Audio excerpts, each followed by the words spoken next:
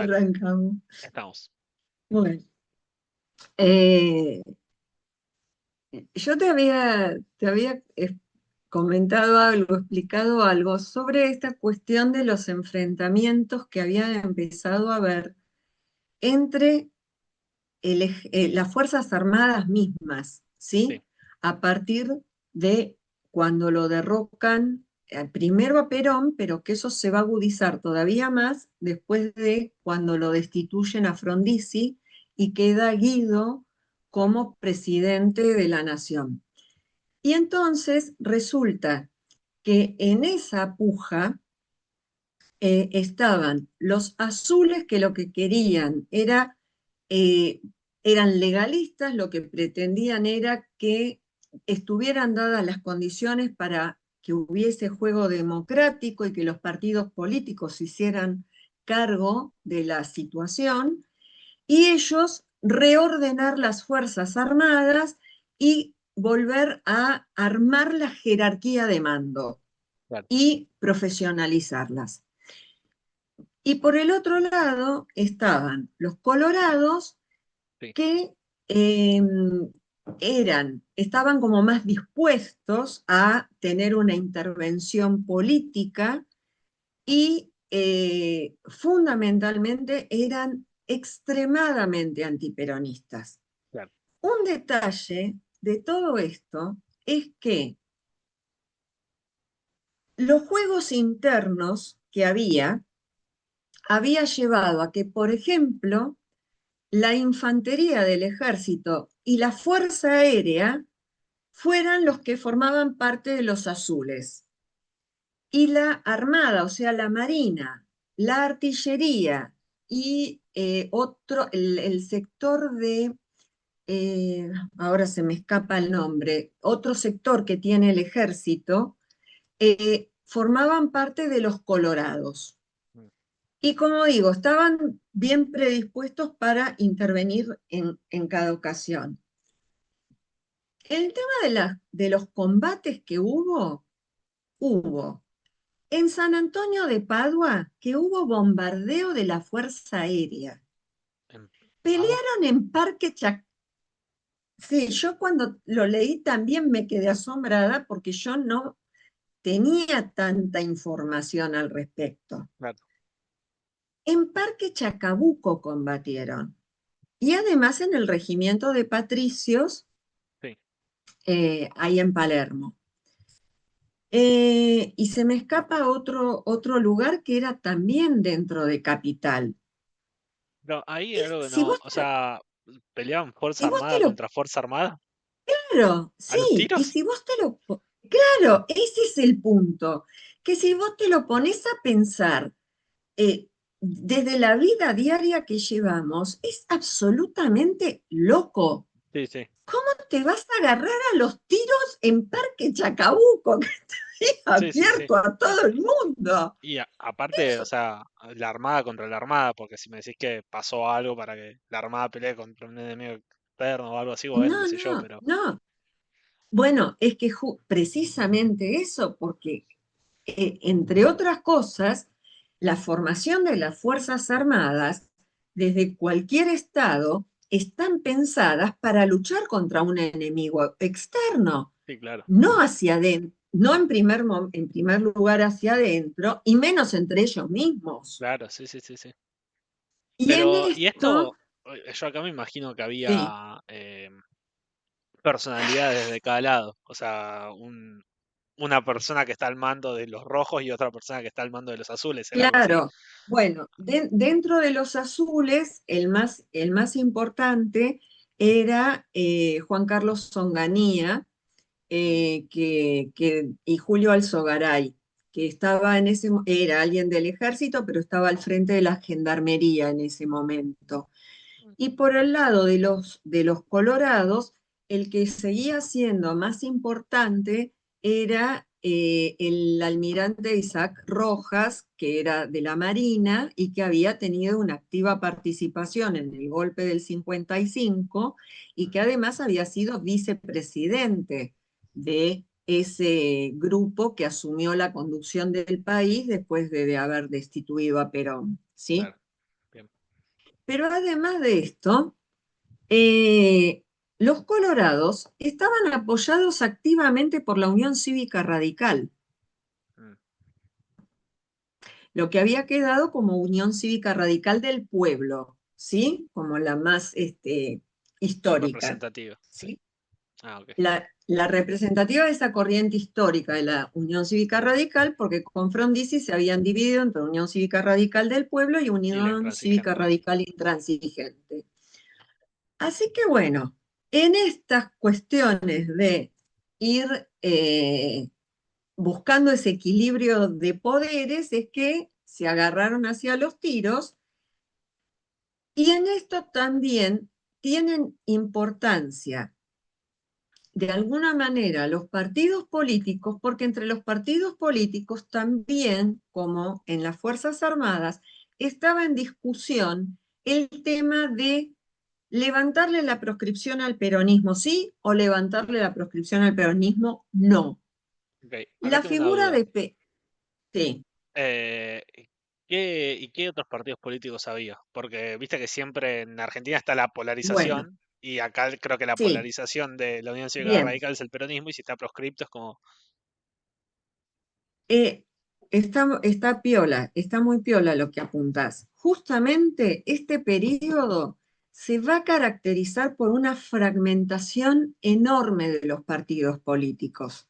Se van a realmente partir en mil pedazos. Mm, No solamente van a estar la Unión Cívica Radical y la Unión Cívica Radical Intransigente, sino que van a estar el Partido Demócrata Cristiano, el Partido Demócrata Progresista, el Partido Socialista Democrático, el Partido Socialista Auténtico, un partido que se llamaba Unión Federal, el Partido Comunista, el Partido Conservador que se va a dividir también en dos, va a estar el Partido Conservador más representante de la oligarquía que había gobernado hasta el golpe de 1930 y que, perdón, hasta la primera presidencia sí, radical de Irigoyen y que después volvieron en 1930, y un partido conservador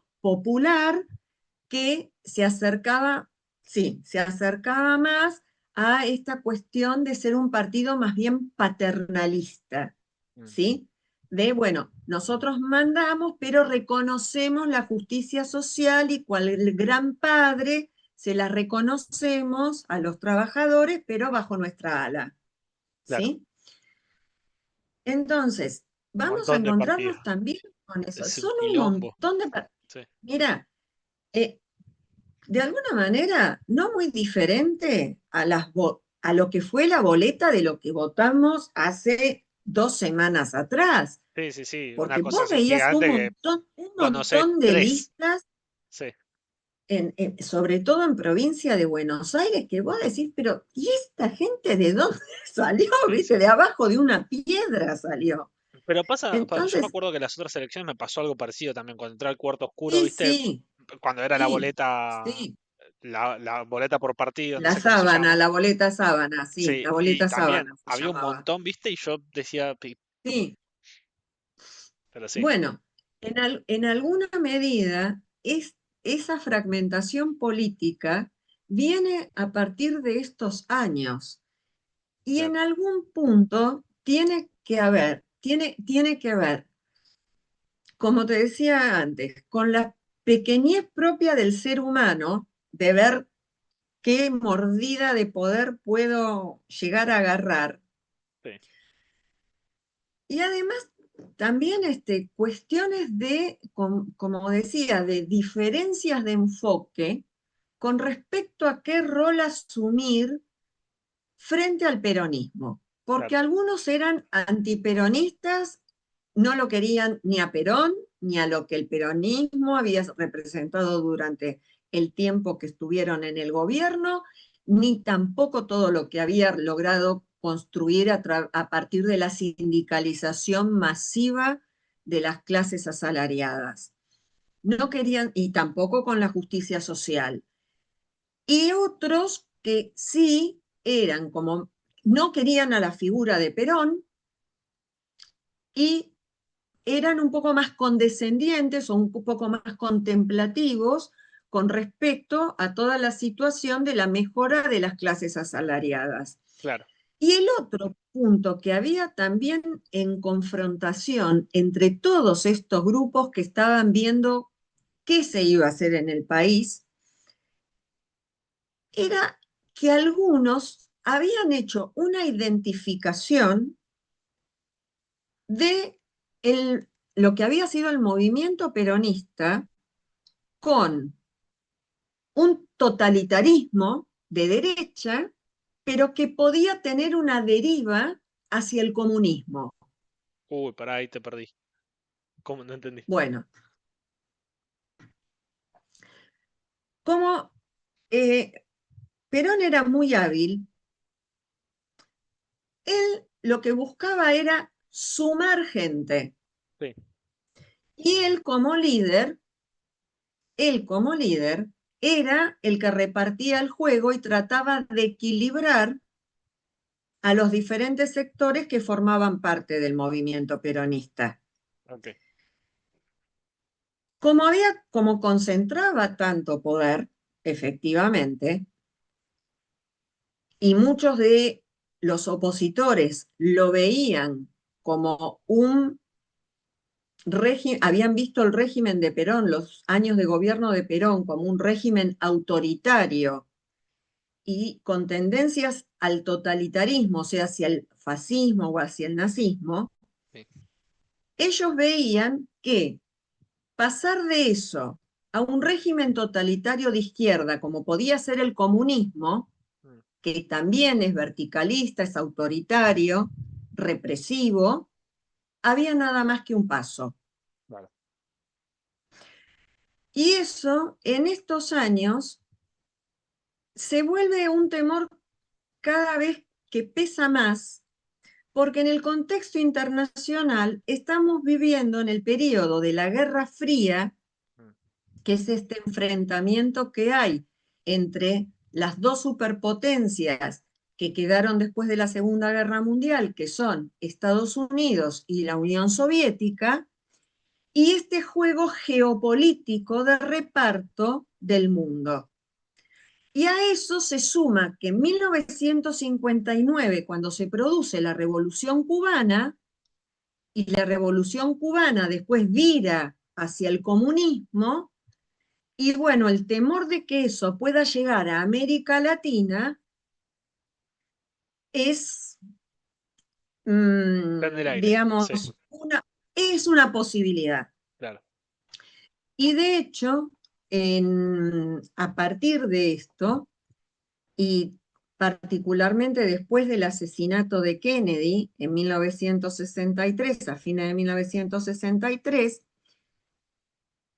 en Estados Unidos van a venir gobiernos que van a poner como más énfasis en esta cuestión de evitar que el comunismo ponga un pie en América Latina y se va a comenzar a desarrollar toda la teoría de la doctrina de la seguridad nacional Mm, que va a terminar eclosionando en los 70, en claro, la década de 1970. Pero ya para estos años, por ejemplo, alguien como Onganía había ido a Estados Unidos a estudiar sobre este tema y había establecido muy buenos vínculos con Estados Unidos. Yo tengo el Con lo recuerdo cual, de cuando estudié sociales en el secundario, nos habían contado en algún momento que había todo este plan de formar líderes en América Latina, eh, alineados exacto, con... Sí, exacto, exacto. Lo que pasa que en estos momentos apuntaron más a lo militar que a claro, lo político, formando de alguna forma, y valga la redundancia, a la gente de las Fuerzas Armadas en función de que puedan hacer un control claro, interno sí, sí, por si estas situaciones de emergencias de movimientos subversivos, de movimientos guerrilleros, eclosionan en algunos de los países en estos momentos, Evitar en que pase estos lo que pasó en años. Cuba. O sea, que el ejército tenga las herramientas para tratar de Que, evitar lo que pasó en Cuba. que igual no lo van a evitar nada, porque pasó igual, no solamente pasó igual, estoy haciendo un spoiler, pero no solamente que pasó igual, Sí, sino que además, en la mayoría de los casos, prácticamente terminamos en guerras civiles, claro. si lo Ahí, vas a ver, si lo vas a ver finito. eso te quería preguntar, porque por esta época, no sé bien las fechas, eso quiero que me des una mano. Pasa lo de Pinochet también, ¿o Sí. no? En Chile. No, lo de Pinochet es en el 73. Nosotros hoy vamos a estar abarcando la década de 1960 y en realidad unos Ah, ok. poquitos años en Yo me realidad. adelanté a la próxima. Está bien. Pero, no, no, pero en realidad, pero es en estos años donde se gesta el Claro, germen de esto, entiendo, sí, sí. donde se gesta el germen de esto. Que después también lo que nos pasa a nosotros en la próxima dictadura. Exacto, Está bien. exactamente. Ok. Entonces, y esto va a pasar con los sectores que son antiperonistas. Hacia adentro del peronismo también va a haber fracturas,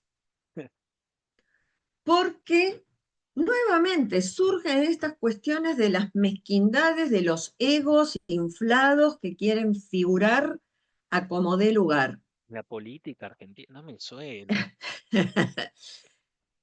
Entonces, lo que vamos a encontrar es que lo que se llamó la resistencia peronista, que surge prácticamente hecho el golpe de 1955, Mm, vamos a encontrar mínimamente tres vertientes. Una que primero fue llevada adelante por quien había sido como una especie, había sido diputado peronista, pero también en algún momento había funcionado como una especie de secretario de medios de Perón, que era un tipo que se llamó John William Cook.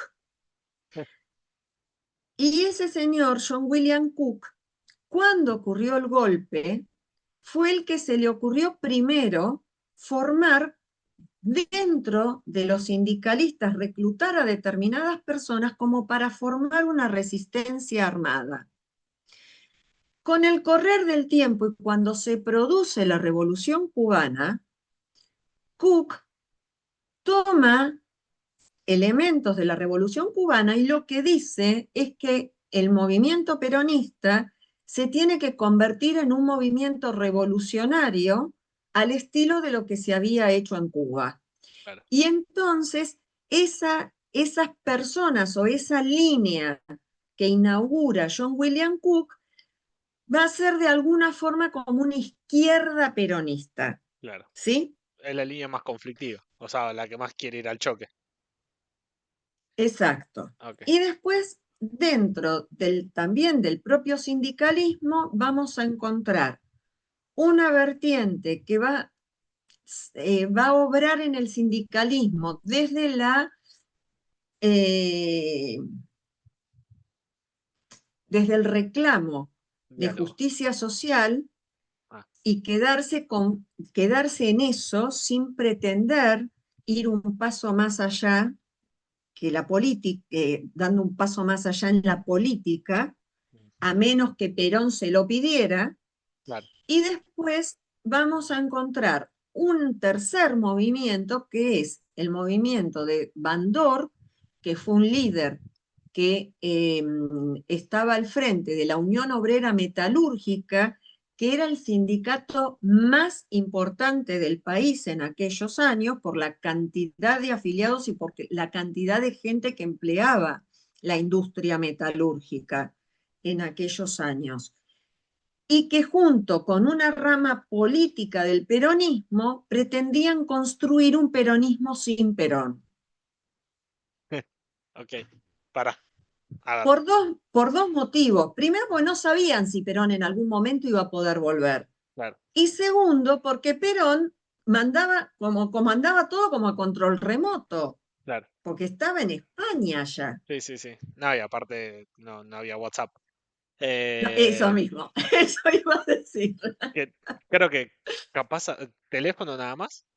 Y no sé si interatlántico, Había pero teléfono, había teléfono de larga distancia, existía mm, el telégrafo, pero no, sí, sí, no sí, mucho no, más no, allá no es lo de mismo. eso, no mucho más allá de Pero eso. para, a ver, Eh, para y, ordenarme, porque se me y mareó un cosas por poco. escrito, Bueno, sí, sí, cartas. Había tres sí, vertientes sí, dentro del peronismo. Estaba la de Cook, que sí, era más de izquierda y más sí, de revolución. Viva sí, la revolución. combativa, sí, Sí. sí, sí, Después está la rama sindicalista que quería seguir luchando por los derechos de los trabajadores, pero no se quería meter mucho en que vuelva Perón.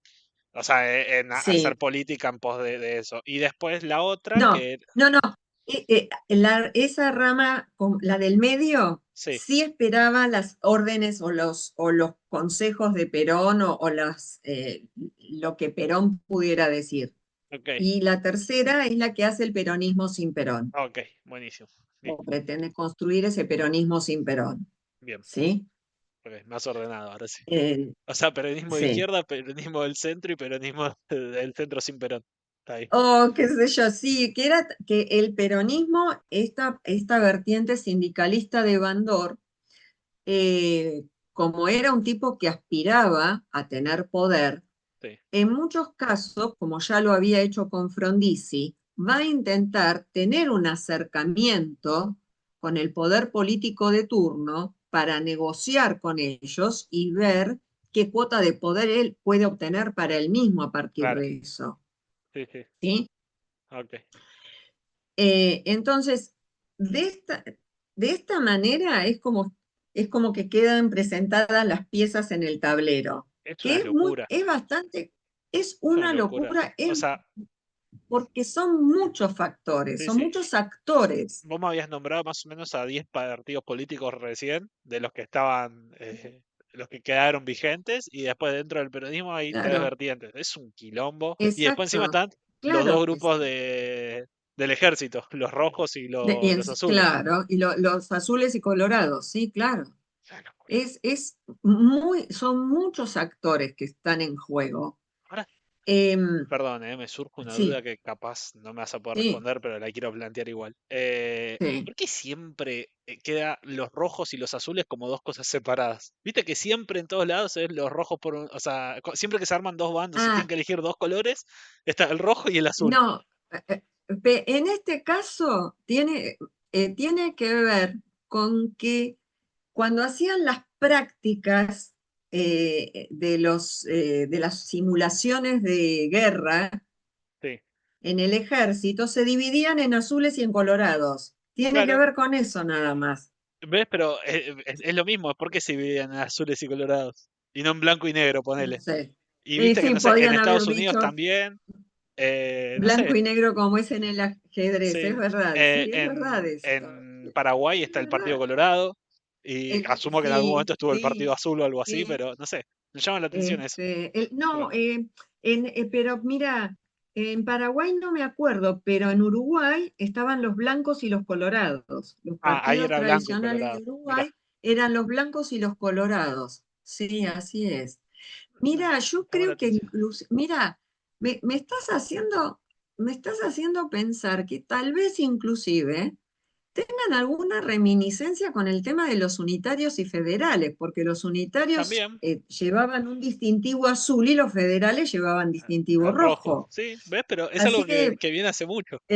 sí, sí, sí, claro que sí, sí, claro. Está buena la observación que hiciste, está Llama la muy atención. buena. Eh, sí, y entonces, ante esta situación, para cuando se proponen las elecciones para 1963, nos vamos a encontrar que lo que era el peronismo pasa a llamarse Partido Justicialista y ver si pueden ser aceptados por la justicia electoral para inscribirse como partido político y participar. Y en un primer momento le van a decir que sí, pero después le van a decir que no.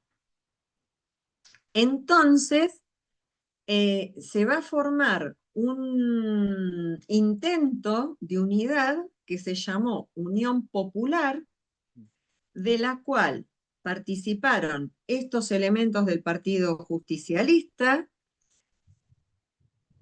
la UCRI, el MID, fue el que terminó siendo el partido de Frondizi, que pasó de Mm. llamarse UCRI, que se partió en dos, a llamarse Ah, Movimiento de Integración y Desarrollo, y ok. después quedó el UCRI, UCRI es de Unión Cívica Radical Intransigente. la Radical Ajá, ahí está. Intransigente, que después pasó a llamarse Partido Intransigente más adelante, directamente.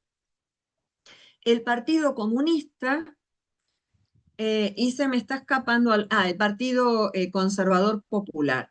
Sí.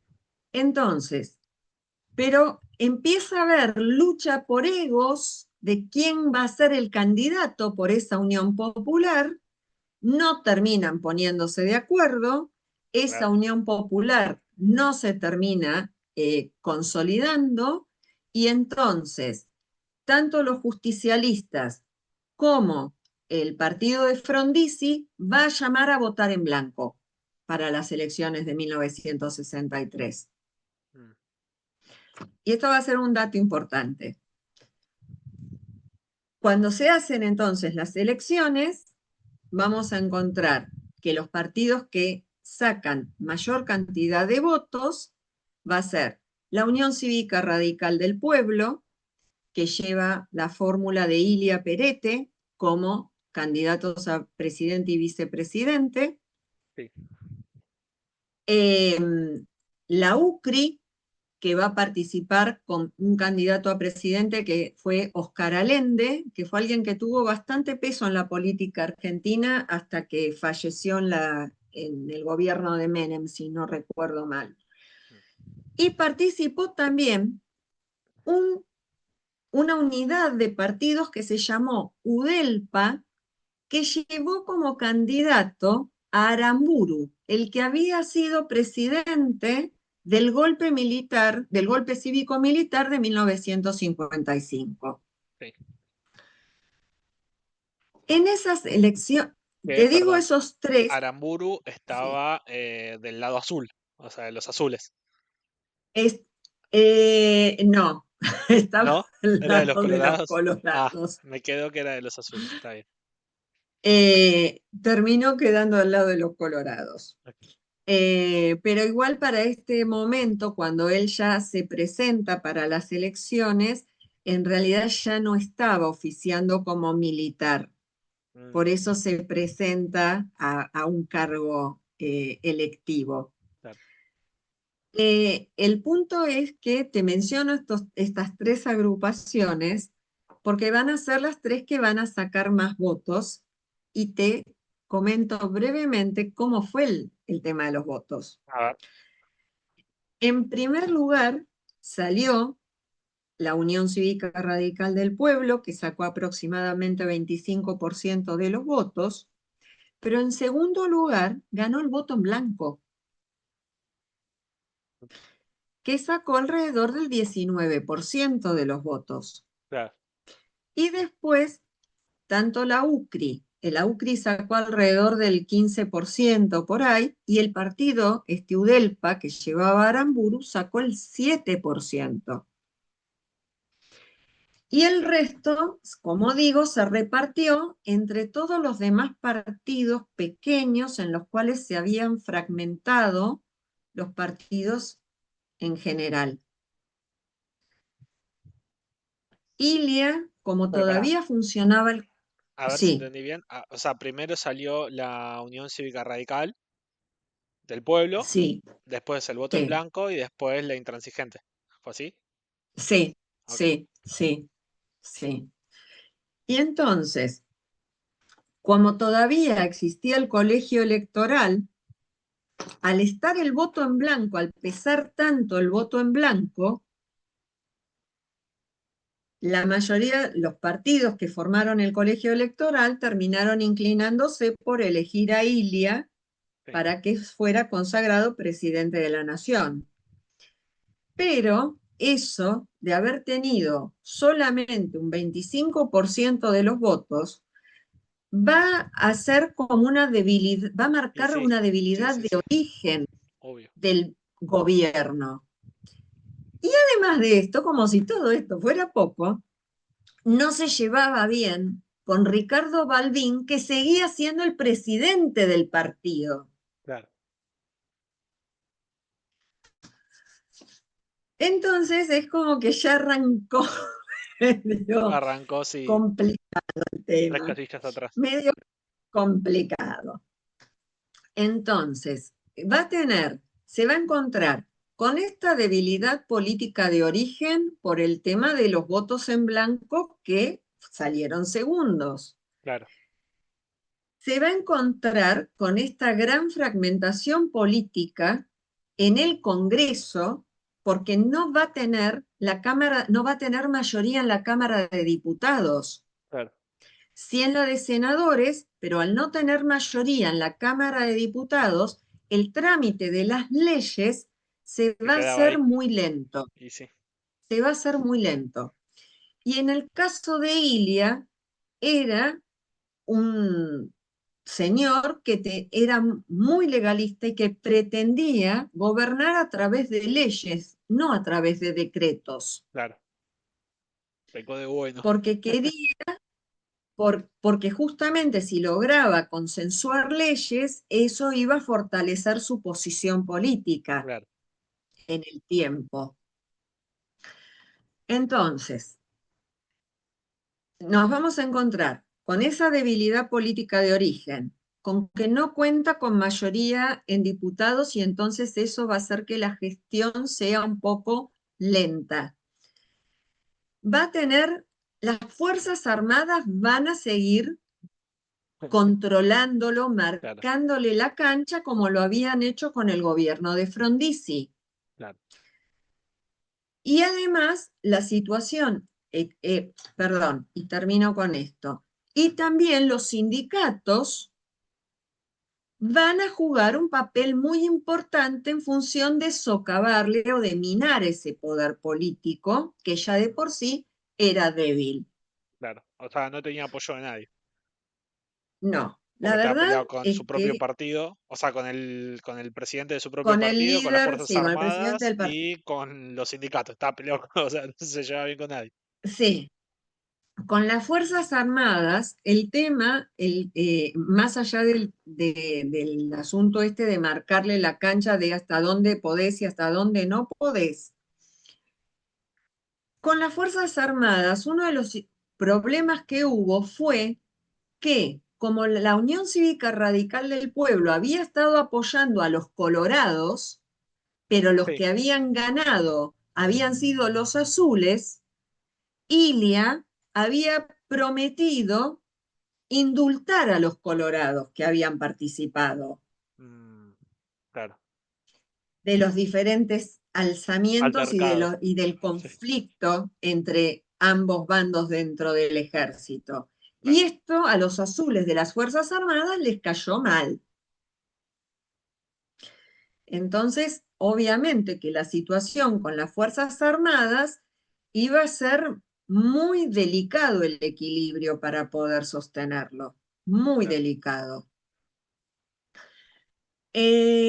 Sí, Sí, perdón, podemos hacer un paréntesis un segundo de algo que me llamó la atención. sí, sí, Em, claro. por todo lo que venimos charlando, es como que desde la década infame del 30 hasta hoy tuvo más gobiernos de facto o impulsados por los militares que gobiernos democráticos o electos por la gente, por lo que Sí, claro, recuerdo. Pasó sí, que eso dejó de pasar, porque después tengo acá la línea del tiempo, del 83 hasta hoy, no, es como que ni claro. siquiera se siente como que las Fuerzas Armadas tengan poder, ¿entendés? O sea, no, yo no es que me contás y yo digo, no, ojo con, hay que llevarse bien con las No. Fuerzas Armadas porque hay que tener cuidado. Es como que, al contrario, hasta venían como desfinanciadas y recién ahora con lo de Villarroel y eso se empezó a Eh, escuchar un poco más ese mundo. y hasta ahí, porque Muy hasta ahí, sí. es más discursivo que Sí. lo que en los hechos se está haciendo. ¿Y qué pasó? O sea, ¿se Eh, desfinanció el área Mira, o por qué no tiene no, tanto peso pri- ahora? pa- Sí. desde mi punto de vista hay dos cosas que son fundamentales.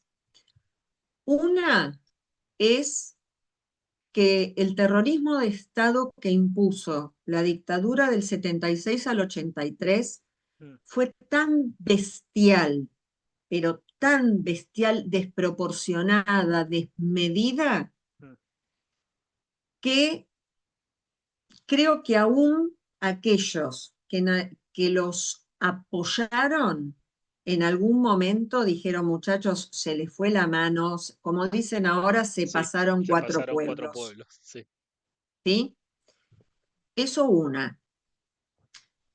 La segunda cosa, y que esto sí me parece importante destacarlo, es que las fuerzas políticas mayoritarias, como fueron en aquel momento para el 82, 83, como fueron la Unión Cívica Radical, el MID, el Partido Pero Intransigente, el Partido Partido Justicialista, Justicialista, llegaron a un acuerdo político de no vamos a golpear más las puertas de los cuarteles para derrocar a un gobierno con el cual no estamos de acuerdo. Vamos a aceptar las reglas del juego democrático y nos vamos a chupar esa mandarina, digamos, ¿sí? o Nos la sea, vamos a aguantar por más que no estemos de acuerdo, pero ¿sí? antes cómo era, o sea, antes era ponerle un partido Y político, no le no, gustaba un resultado, y negociaba sí, con el... y de hecho es lo que pasó.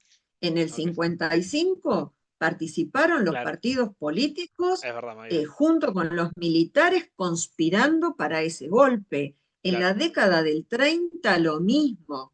En 1930 son los militares, pero son también la oligarquía conservadora y el propio Partido Radical, el sector antipersonalista, el que confabula y claro. se conjura para destituir a Hipólito Yrigoyen. Y es, un poco el Eh, negocio es, ustedes y sáquenlo, yo me quedo a la cabeza y claro, después les hago favores a ustedes. claro, Ok, claro. Y el tercer factor, que no es menor, porque en muchos de los golpes de Estado, y en el de Ilia vamos a ver que también pasa, la incidencia de los factores internacionales no es menor, mm, de cómo juegan los poderes económicos internacionales, sobre todo. A veces también los políticos, pero los económicos son más fuertes, ¿sí? En definitiva. ok, Y se dieron cuenta con el correr de los años de que más efectivo que hacer un golpe de Estado para destituir al gobierno de turno era hacer golpes de mercado. mm, El primero que lo va a tener en carne propia, lo va a padecer en carne propia, va a ser Raúl Alfonsín y todos nosotros con él. Bueno, porque no había nacido, ah, no, pero no, no. todos los que estábamos vivos en ese momento. Y, Bueno, pero después vino y, Menem y Menem lo hizo. y es como viene funcionando el mundo prácticamente desde la década de 1980 a la fecha. Claro, Los grandes poderes económicos internacionales no necesitan ya de un golpe de Estado político para sacar algún gobierno que no les guste.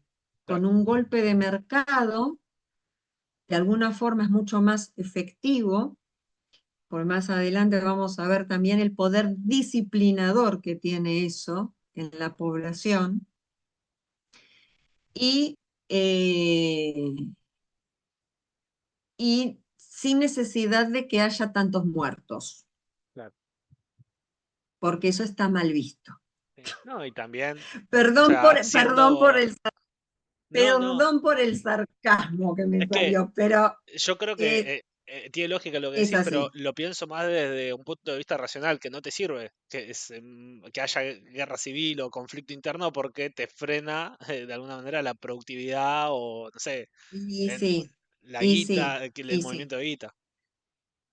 Sí, el movimiento de capitales y eso, Sí, y de bienes, efectivamente. porque ponerle, no sé, si vos querés que te exporten vacas y se están matando Y entre mi- ellos, no te eh, van a exportar vacas. exacto. Y Sí, sí. mira, algo de eso es lo que va a pasar desde el punto de vista económico durante la presidencia de Ilia.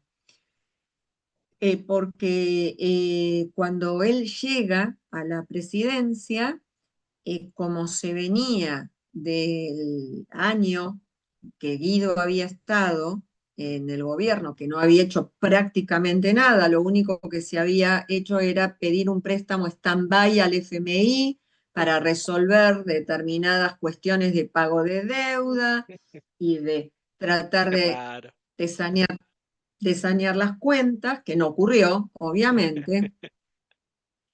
Cuando Ilia llega a la presidencia, llega con un marco económico recesivo. Mm, Entonces, en función de ese marco económico recesivo, si bien el FMI y el Banco Mundial le habían propuesto realizar políticas de ajuste, lo que Ilia va a hacer es proponer un plan de expansión económica, de crecimiento económico, aprovechando la capacidad ociosa que había en la industria y también por el nivel de desocupación al que había llevado esa recesión económica, para poder poner en marcha de nuevo el país sin tener grandes costos. ¿Sí? Eh, entonces, lo que va a hacer es implementar una política económica gradualista mm. para que no haya ni un golpe inflacionario, para que no haya una bruta devaluación que termine repercutiendo en un brote inflacionario importante, y tratar de implementar, como digo, a través de ese gradualismo, una expansión monetaria controlada, Mm.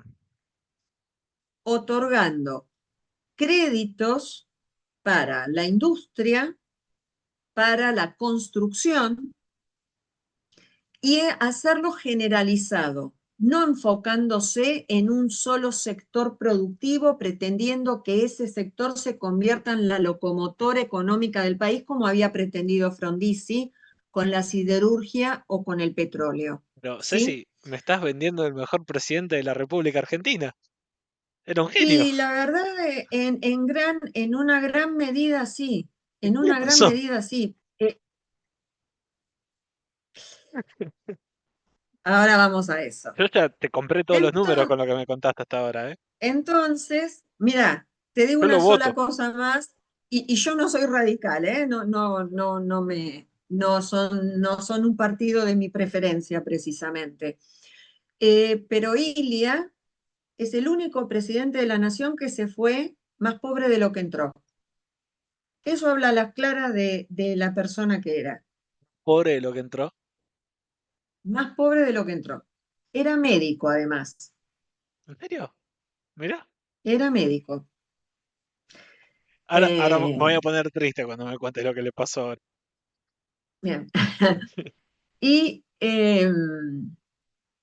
como digo, va a proponer así un plan de expansión para que pueda recomponerse la situación laboral, para que pueda recomponerse la situación de la producción, y va a tomar para estas ideas, las toma tanto de Raúl Previch, que ya está en la CEPAL, en Estados Unidos, desde ahí es de donde escribe sus ideas al respecto de cómo los países latinoamericanos pueden desarrollarse, y también de las teorías económicas del keynesianismo, que Mm. justamente proponen esto, que hay que hacer una buena, que el Estado tiene que intervenir, tiene que regular, y está llamado a tener un papel dentro de la economía.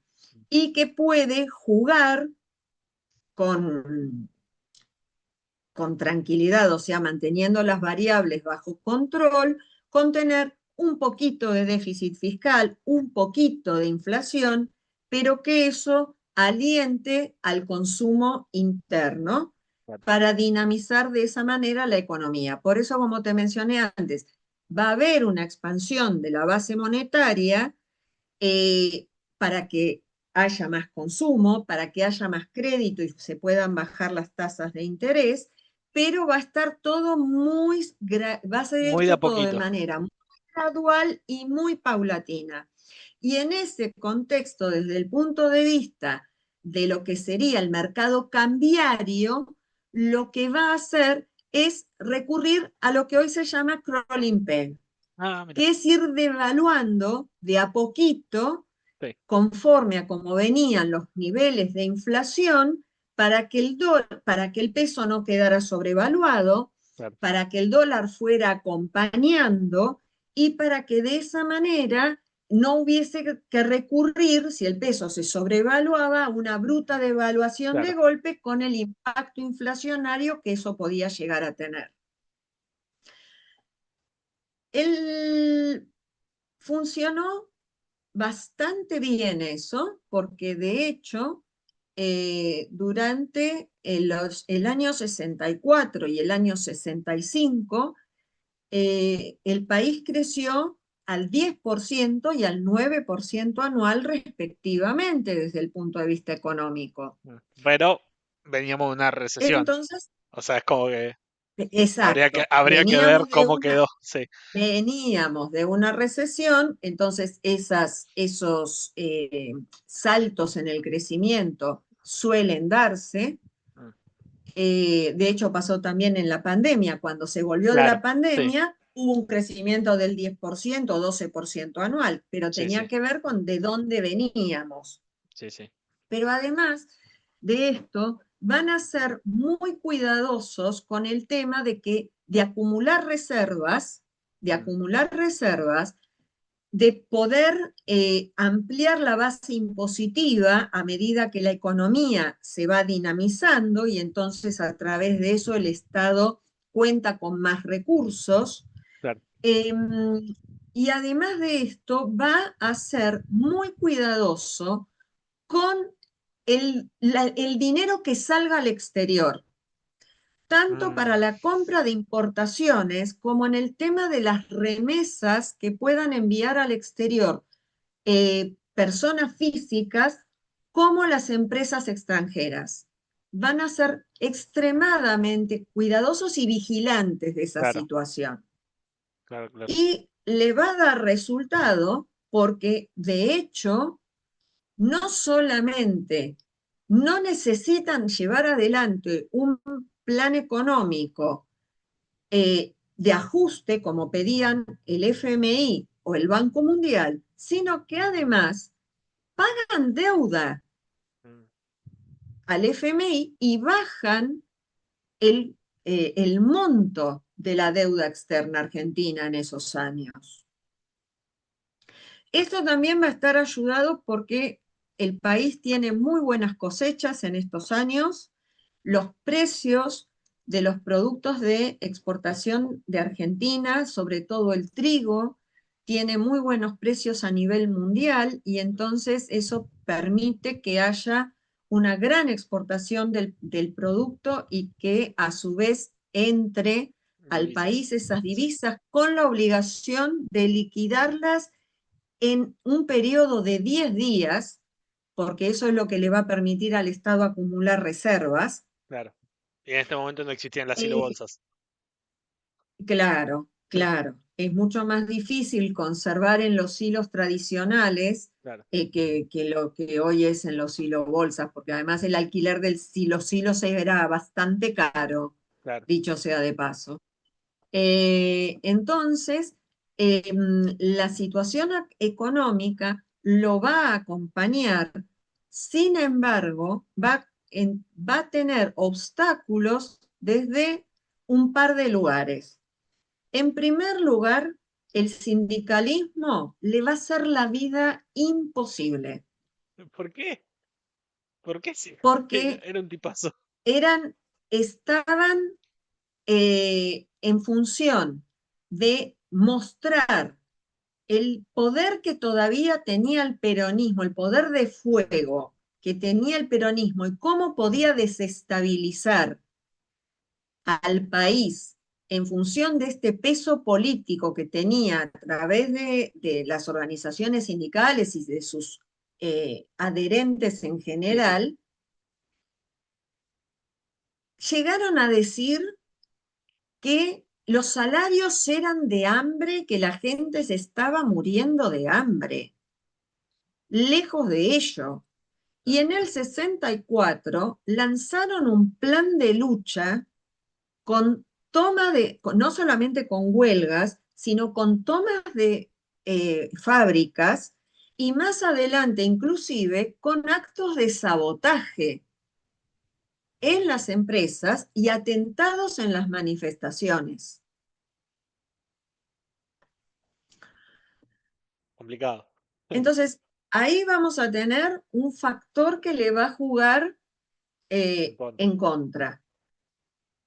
El otro factor que le va a jugar en contra, y vos mirá cómo cada cual ve las cosas, ve la feria según cómo le fue en la feria, las entidades empresarias como la Sociedad Rural Argentina y la Unión Industrial Argentina tampoco estaban conformes, porque como se había sancionado una ley de salario mínimo vital y móvil para los salarios más bajos y partir de esa escala para arriba, Claro, lo que decían los grandes empresarios es que eso mermaba la rentabilidad claro. empresaria y las ganas de reinvertir. Está bien, tiene más costos. Sí. Eh, Por algo hoy todo se hace en igual, China. igual, Sí, si está muy bueno lo que decís. Hace, yo te voy a comentar una cuestión personal que tiene que a ver, ver cuando mi papá tuvo su empresa metalúrgica. En la empresa se llevaban sí, los costos de todo, porque en función de los costos es como después vos calculás la rentabilidad a la, a la que aspirás. claro,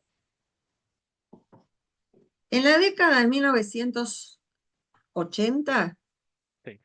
los salarios representaban el 9% sobre el total de los costos.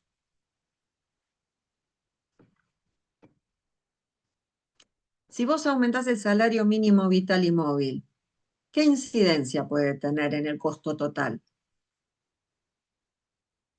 ¿Me explico? Sí, sí, sí, obvio, te entiendo. O sea que, no ¿Cómo? sé, un 2% es un 2%.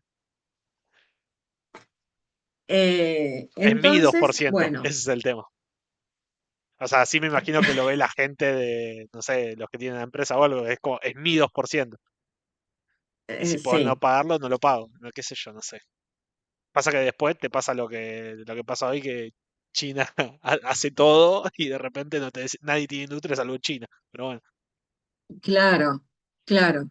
Eh, eso, cuando, cuando lleguemos a ver las décadas de 1980, 1990, lo vamos a tomar, sí, sí. A mí me porque reinteresa porque hoy está muy caliente ese es tema, muy ¿viste? interesante, es muy Y interesante. es muy loco porque posta China es una locura lo que manufactura Sí, se me hace muy loco que el líder del libre mercado, que es Estados Unidos, de repente diga, no, no, pará, no podemos competir contra los chinos.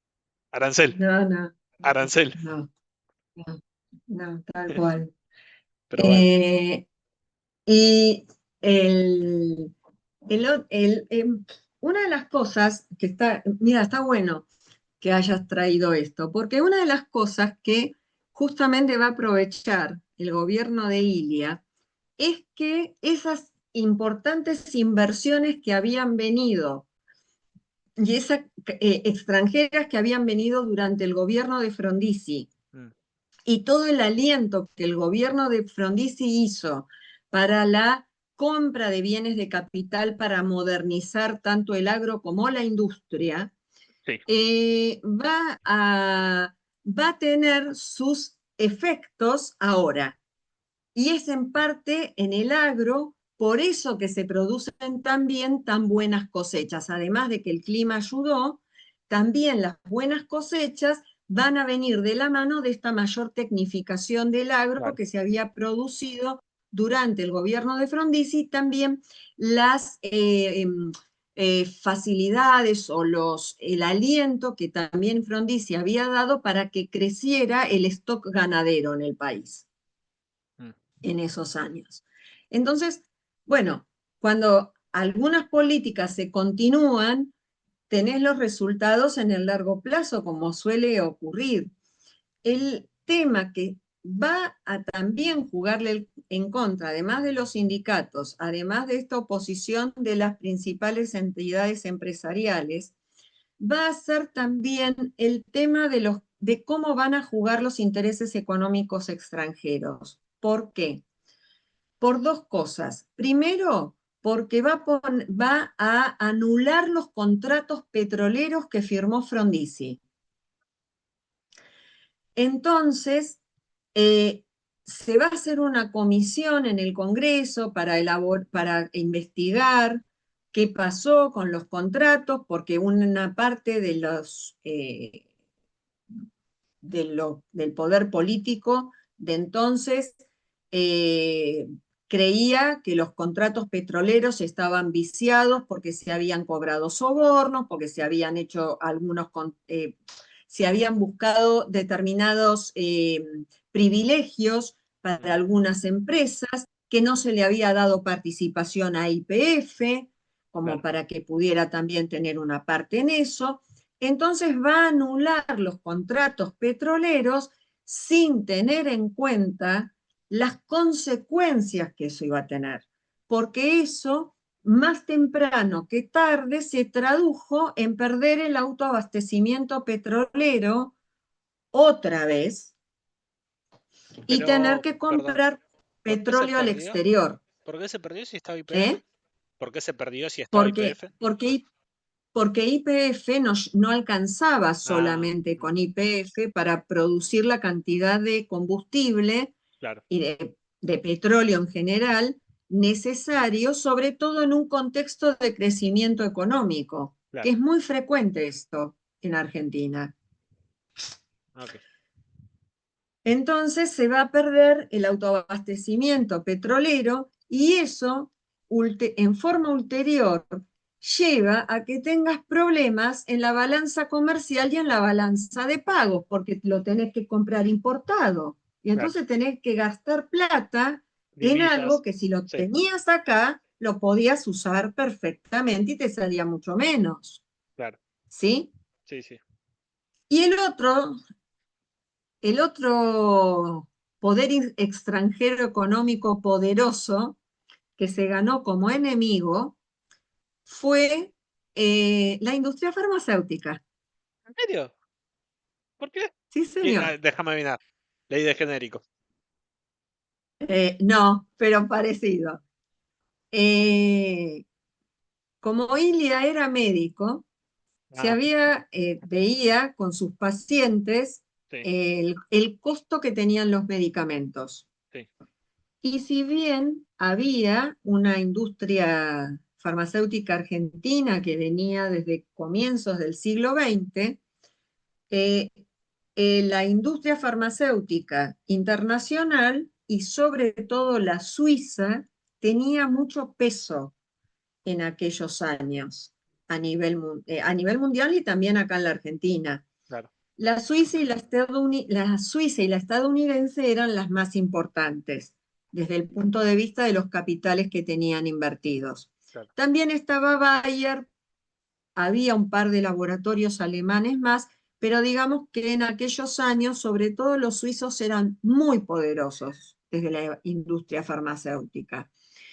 Entonces, lo que vamos a ver es que como el costo de los medicamentos era muy alto, lo que va a proponer el gobierno de Ilia es una ley que se llamó Ley Oñatibia, que regulaba el costo de los medicamentos, vigilaba la producción, los costos, la forma de publicitar los medicamentos, la cantidad de muestras gratis que se podían dar, porque todo eso contribuía a que los medicamentos salieran más caros. Pero además de eso, le va a dar un lugar preferencial a la compra de medicamentos de industria argentina, de capitales argentinos, por sobre los medicamentos que sean de capitales extranjeros. Claro. La cuestión es que esa ley fue extremadamente resistida Y sí, por los capitales internacionales, como te digo, porque entre esas cosas también estaba en juego el tema de las patentes de los claro. medicamentos. La ley se aprobó y la realidad es que gracias a esa ley es que los laboratorios argentinos de capitales argentinos son lo que son hoy. Eso te iba a preguntar, te iba a decir, Y, porque ahora que me lo contás, digo, es raro que haya tanta industria argentina de medicamentos. Mirá, pero no solamente que haya tanta en términos de la cantidad de laboratorios que hay, no digo en la sino que participación que tienen contra los no, extranjeros. es la participación que tiene en el mercado, pero además es una industria que está reconocida a nivel internacional. La Mm, industria farmacéutica argentina de capitales argentinos es muy bien vista a nivel internacional y está claro, entre las primeras a nivel internacional. Y con el correr de los años, justamente en función de privilegiar la industria el, nacional. la producción de la industria nacional, Mm, es que van a terminar teniendo desarrollos propios, de investigaciones científicas propias, como se ha hecho, por ejemplo, con los anticuerpos monoclonales, mm, o el generar leche a través de vacas clonadas que tengan determinados componentes que contribuyan al tratamiento de determinadas enfermedades de determinados pacientes. claro. Eh, o tener, por Mm, ejemplo, trabajar sobre productos propios para determinados productos que son de nicho, porque son enfermedades muy específicas o raras, ¿sí? claro, Entonces sí, eso es realmente, eso es valorable, porque además el aporte desde la inversión que requiere la industria farmacéutica y el valor agregado que tienen los productos de la industria no es un tema menor, genera claro, muchas fuentes de trabajo y sí, además todas las que dependen de ellos a su vez, ¿verdad? sí, sí. Bueno, entonces, como digo, se ganó, eh, no digo enemigos, pero adversarios muy poderosos. Eh, una de las promesas que Ili había hecho era la de ir levantándole la proscripción al partido peronista, Socialista, a lo que ahora era el justicialista. justicialismo. Y cuando hacen una primera prueba en el 65, gana el justicialismo para las elecciones de renovación de cámaras, Claro, tanto en las provincias como en la Cámara de Diputados de la Nación. claro. Entonces ahí es donde los militares le van a marcar la cancha y le van a decir esas elecciones quedan anuladas. Mm, Y es efectivamente lo que pasó. claro. Y ahí se pudrió. Entonces, toda negociación con lo que podían ser las diferentes vetas del peronismo quedaron totalmente anuladas. Claro. Pero además de eso, también contribuyó un conflicto de tipo, te diría, casi diplomático, y tal vez sin el casi, porque en el 64 Perón intentó volver a la Argentina y había publicaciones del peronismo en aquellos años que circulaban y que estaban muy felices por el retorno de Perón a la Argentina, que volvía, ta, ta, ta. Y el punto es que cuando Perón llega a Río de Janeiro, por indicaciones de la Cancillería Argentina a la embajada en Brasil y a las autoridades de Brasil de aquellos años, no se le va a permitir a Perón siquiera que salga del aeropuerto de Río de Janeiro y se tiene que volver a España. Qué fiaca. Qué fiaca ser Perón en ese momento, ¿eh? 12 horas de viaje, llegás y te dicen, no, volvete. Sí, es un punto, es un punto. Yo estaría muy enojado, ¿eh? Te viniste, te viniste hasta acá para...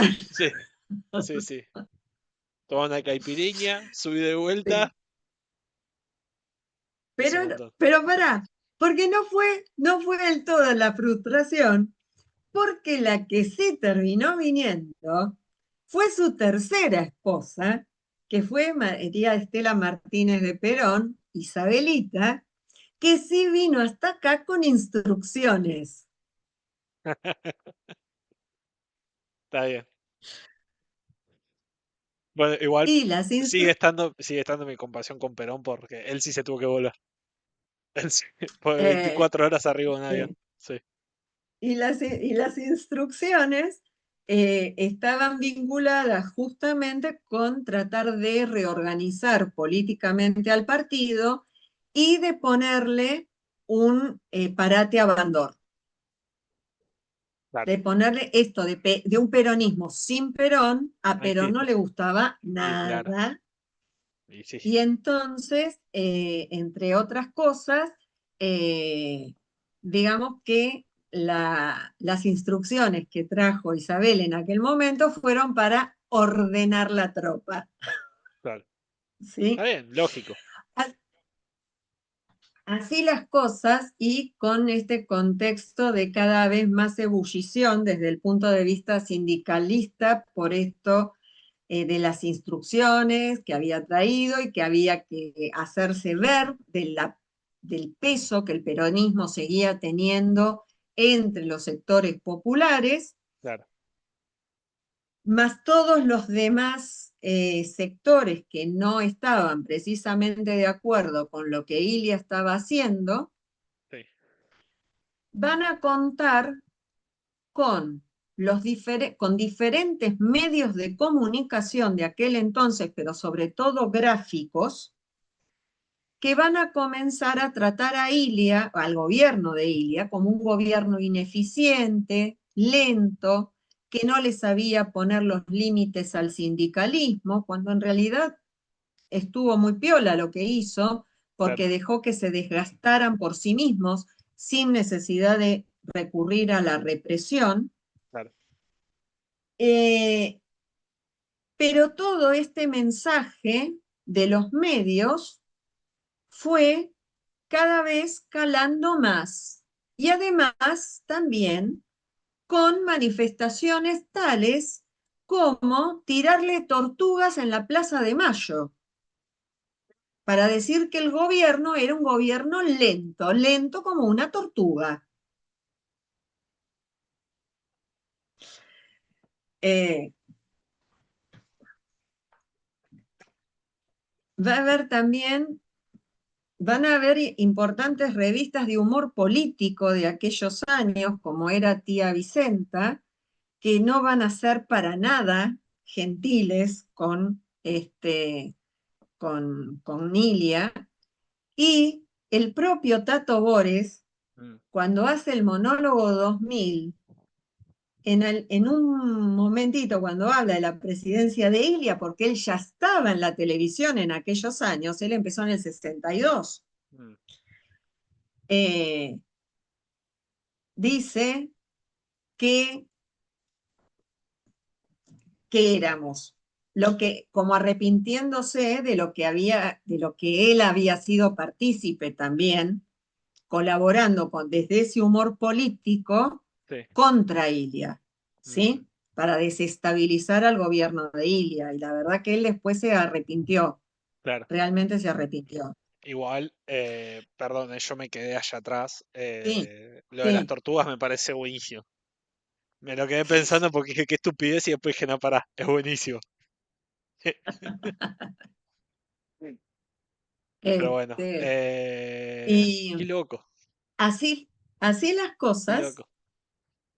eh, y con esta cuestión de haber anulado las elecciones en las cuales había triunfado El el socialismo. Otra justicialismo vez socialismo, y justicialismo. y con vistas a que en el 67 iba a haber elecciones para renovar gobernadores, Mm, ante esta perspectiva se confabularon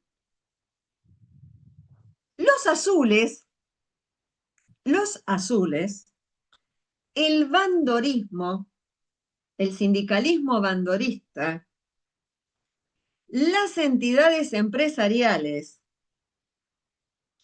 y los sectores de inversiones de externas multinacionales, como era el caso de las farmacéuticas particularmente, mm, iban todos a conspirar para hacer un golpe de Estado en contra de Ilia, el que va a ocurrir en 1966. No, no había cumplido 3 años de estar en el gobierno, ni 3 años llegó a estar, porque asumió el 12 de octubre del 63 y en junio, si no recuerdo mal, en junio del 66 lo destituyeron. claro. Ahora, acá lo tengo, sí, Y, bien, y bien, lo sí. peor, le pegué. Sí. Bien, me acordé una fecha. Y lo peor de todo, fue que la población no reaccionó Claro, ante el golpe de Estado. claro, sí, Ni peronistas, ni anti... Bueno, los peronistas no, porque mucho del sindicalismo le estaba en contra, ¿no? sí. Pero tampoco aquellos que no eran peronistas y que en alguna medida habían colaborado para que Ilia llegara a ser presidente de la nación, Sí, tampoco sí, sí, sí. Es como que hicieron, todos dijeron, hicieron bueno, ni una sí, manifestación.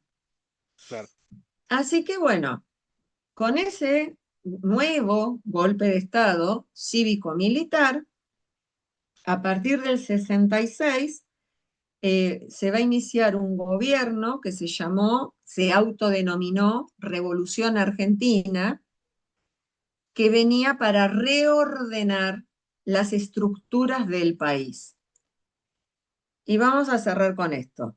El gobierno de la Revolución Argentina fue sí. el primer gobierno cívico-militar que desde los militares venían con un proyecto político como para quedarse. Mm, Le ok, salió mal, pero la idea estaba. Esta idea que habían tenido en algún momento Rojas, sobre todo desde la Marina, de imponer una dictadura democrática, sí, es lo que va a tratar de llevar adelante esta revolución argentina a partir de 1966. ok. ¿Mm? Bien, hasta acá por hoy. Como verás, es mucho. Es mucho. Yo, antes de cerrar, yo me quedé ahí, perdóname, me quedé con lo de En las las tortugas, tortugas. me quedé con lo de las tortugas, lo tuve que googlear. Se llamó el Operativo Tortugas, buen nombre para un operativo de tortugas, y me gustan las imágenes. Te voy a compartir un poquito de humor político de la época. A Sí, ver, sí, sí. ¿dónde está acá? Compartir. A ver, ahí va, ahí está. Mira, ¿estás viendo? Sí, sí, Pura el paso de la tortuga sí, en sí, panorama. sí, Y me gustó este que decía, son unos hijos de sí. puta. Sí. Pero Y bueno. además totalmente inmerecido, ¿eh? Sí, sí, sí, sí, sí. Absolutamente Sí, inmerecido. sí, sí. Absolutamente inmerecido. Pero fue gracioso. Eh, eh, Tía Vicenta era una revista que como que tiró mucha leña al fuego para eso, ¿eh? Y creo que después también se deben de haber arrepentido porque la pasaron muy mal más adelante, tanto con los militares de la Revolución Argentina como posteriormente con los de la dictadura del 76 al 83. Y sí, porque a eso no les podías hacer Este, chistes. no, definitivamente no. Y justamente el que va a ser el protagonista de esta revolución argentina, aunque ya se había retirado como general del ejército, va a ser Juan Carlos Onganía, Mm. que es el que va a ser el presidente, el primer presidente que va a tener esta revolución argentina. Así que bueno, como digo, hasta Hasta acá aquí por hoy llegamos. y dejamos el ganchito Sí. para la semana, para la próxima. ¿Eh? Bueno, buenísimo. Dejo de Así grabar. que